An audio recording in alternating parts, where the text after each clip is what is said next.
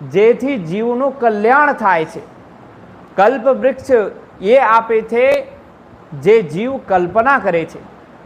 જીવની કલ્પના ઓછી થાય છે, કલુષિત થાય છે, નિમ્ન થાય છે. પરમાત્માની કલ્પના, સંકલ્પના અતિ શ્રેષ્ઠ થાય છે. પરમાત્મા જીવના કલ્યાણ માટે કલ્પના કરે છે.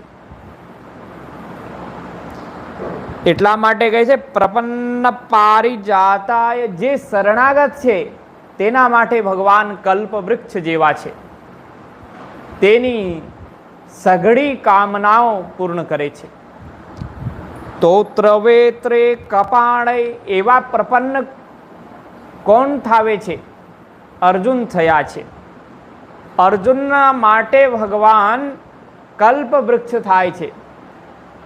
અર્જુન જેવો વિચાર કરે, જેવો સંકલ્પ કરે, તેવો સંકલ્પ ભગવાન શ્રી કૃષ્ણ પૂર્ણ કરે છે.